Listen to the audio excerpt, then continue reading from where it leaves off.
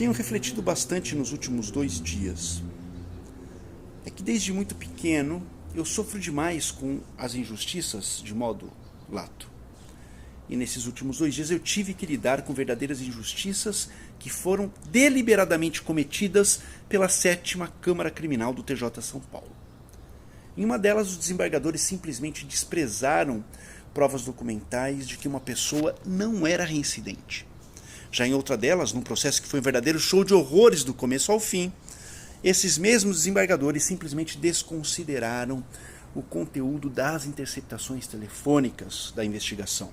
Eles levaram em conta somente o que os policiais falaram dessas interceptações. Aí eu questiono que lógica que é nisso. As interceptações que basearam as palavras dos policiais demonstram que não houve crime. Mas os policiais afirmam que pelas interceptações houve crime. Diante disso, o que um juiz prudente deveria fazer? Deveria tomar ciência do conteúdo das interceptações, não é mesmo? Mas tanto o juiz de primeiro grau, ou melhor, a juíza de primeiro grau, quanto os desembargadores da 7ª Câmara Criminal simplesmente se negaram a ler as transcrições, mantendo assim uma altíssima condenação para esse meu cliente. Mas eu trouxe esses casos concretos porque eu quero chegar a um desenvolvimento, de certa forma, filosófico, com o meu galo cantando aqui. Como nós chamamos as pessoas que descumprem as regras da sociedade? Juízes e desembargadores que não cumprem as regras do direito são o quê? Mas vamos um pouquinho mais fundo. Por que pessoas que ganham 50, 60, 70, 100 mil reais por mês para fazer cumprir a lei e as regras não fazem o que deveria ser feito? Ou melhor, prendem e mantêm presas pessoas que pelas regras do direito não deveriam estar presas. Por quê? Existe um livro bastante interessante do psicólogo Adrian Raine. Ele é chamado As Raízes Biológicas da Criminalidade. Esse livro, sob uma perspectiva etológico-biológica, ou seja, sob uma perspectiva do comportamento social do ser humano e o comportamento social da própria biologia, diz essa obra que os seres humanos tendem a descumprir as regras por conta do nosso passado evolutivo. Todos nós seríamos compostos por genes egoístas, porque são esses genes que sobrevivem na natureza.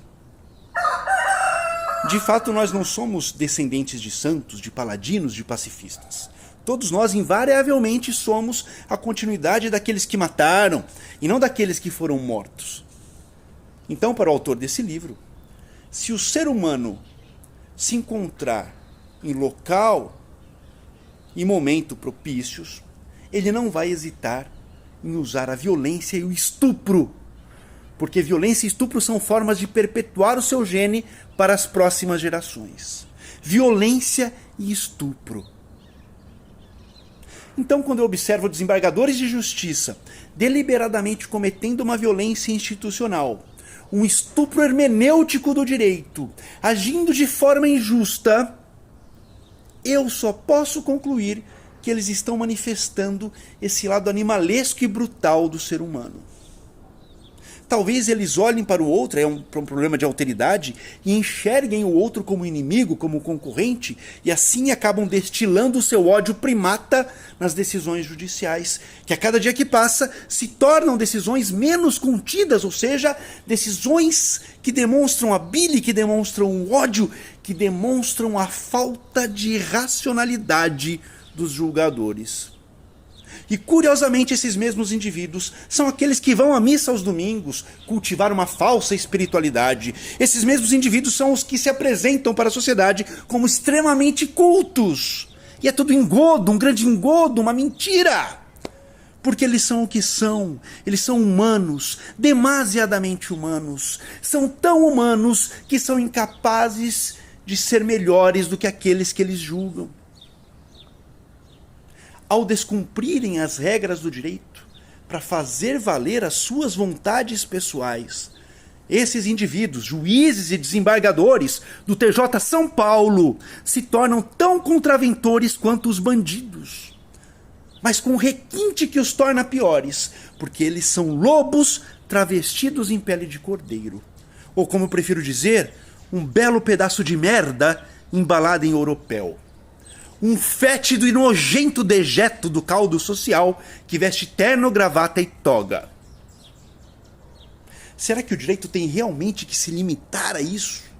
Será que nós não somos capazes de superar a imbecilidade da nossa natureza animal?